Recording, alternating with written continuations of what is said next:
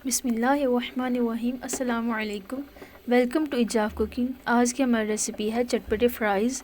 ये देखने में जितने डिलीशियस है, खाने में उतने ही लजीज़ हैं। आज हम इसको नए अंदाज से बनाना सीखेंगे, तो वीडियो को एंड तक देखिएगा और चैनल को सब्सक्राइब कर दीजिएगा। चटपटे फ़्राइज़ बनाने के लिए यहाँ पर मैंने 3 अदद बड़े आलू लिए हैं। आप चाहें तो छोटे आलू भी ले सकते हैं, लेकिन मैंने यहाँ पे बड़े साइज़ के लिए हैं ताकि लंबी लंबी कट्स बने। स्ट्रीट स्टाइल बनाने के लिए मैंने यहाँ पे आलू का छिलका नहीं उतारा। इस तरह आलू को जैसे आप देख सकते हैं मैं काट रही हूँ, इस तरह मोटा मोटा काट लेंगे गोल शेप में। यहाँ पे आलू काटने के 2 तरीके हैं। एक तो ये कि इसको स्लाइस को रख के सीधा सीधा काट लें, और दूसरा तरीका ये कि 3 या 4 स्लाइसेस को एक साथ रख के काट लें। इससे आपका काफ़ी टाइम बच जाएगा। जैसा कि आपने देखा, मैंने कटलेट्स बनाते हुए जो 3 बड़े साइज़ के आलू लिए थे उनको इसी शेप में एक एक करके काट लूँगी। तो इस तरह से एक एक करके मैंने तीनों आलू को काट लिया है। जैसा कि आप देख सकते हैं, ये ना ही ज़्यादा मोटा है और ना ही ज़्यादा बारीक। अब फ्राइज़ के ऊपर लगाने के लिए मिक्सर तैयार करेंगे। इसके लिए सबसे पहले मैंने एक बाउल में 5 खाने के चम्मच मैदा लिया है। आप चाहें तो आटा भी यूज़ कर सकते हैं। मैदा ऐड करने के बाद 5 खाने के चम्मच कॉर्नफ्लोर ऐड करूँगी। जब मैदा और कॉर्नफ्लोर मिलते हैं तो ये बहुत ही अच्छा टेस्ट क्रिस्पी बना देते हैं फ़्राइज़ को। मैदा और कॉर्नफ्लोर ऐड करने के बाद 1 खाने का चम्मच नमक ऐड करूँगी। और फ्राइज़ की सबसे मेन चीज़ 1 खाने का चम्मच इसमें अजवाइन ऐड करेंगे। ये फ़्राइज़ को बहुत ज़्यादा टेस्टी बनाता है। इसके बाद आधे खाने का चम्मच हल्दी ऐड करूँगी।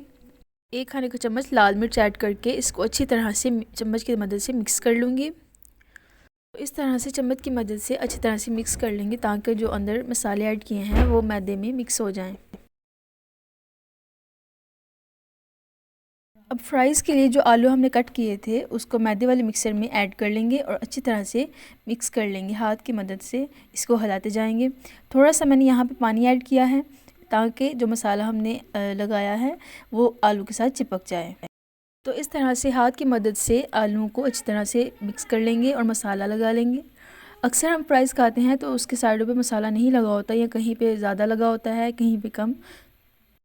इसलिए हम लोग अच्छी तरह से मसाला मिक्स कर लेंगे ताकि कोई भी चीज़ रह ना जाए। तो इस तरह से जैसे आप देख सकते हैं, इसका टेक्सचर बहुत अच्छा था मिक्सर का। मैंने ना ज़्यादा पानी ऐड किया कि मिक्सर पतला हो जाए। तो जैसा कि आप देख सकते हैं कि बैटर बिल्कुल रेडी हो चुका है। सारे मसाले वगैरह कटलेट्स के साथ लग चुके हैं। अब सबसे मोस्ट इम्पॉर्टेंट स्टेप, इसको फ्राई करना है। तो फ्राई करने के लिए मैंने यहाँ पे ऑलिव ऑयल लिया है। आप चाहें तो दूसरा भी डालडा भी यूज़ कर सकते हैं। तो कढ़ाई में ऑयल डाल के 3 से 5 मिनट तक इसको गर्म करेंगे और उसके बाद बाउल में से एक एक फ्राइज़ करके उठाएंगे और इसको फ्राई कर लेंगे। एक साथ या एकदम नहीं डालनी, इस तरह से ये चिपक जाएंगी। जैसे मैं एक एक करके डाल रही हूँ, इसी तरह आप भी एक एक करके डालते जाइएगा। फ्राइज़ को फ्राई करते हुए एक बात जहन में रखिएगा कि इसको ठंडे ऑयल में नहीं डालेंगे। इस तरह से ये क्रंची भी नहीं बनेंगे और इनका टेस्ट भी बिल्कुल ख़राब हो जाएगा। बारिश के मौसम में और रमज़ान में इस रेसिपी को ज़रूर ट्राई कीजिएगा। ये बहुत ही मज़े की बनती हैं। 5 मिनट के बाद जब फ्राइज़ थोड़ा हल्का हल्का ब्राउन होना शुरू हो जाएं तो उसके बाद इसकी साइड चेंज करेंगे।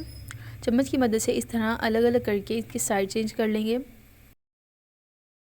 जब दोनों साइड से ब्राउन हो जाए तो इसको चम्मच की मदद से अच्छी तरह से स्ट्रेन करके निकाल लेंगे। तो आज की हमारी रेसिपी चटपटे फ्राइज़ रेडी हो चुके हैं। आप इसकी फ़ाइनल लुक देख सकते हैं।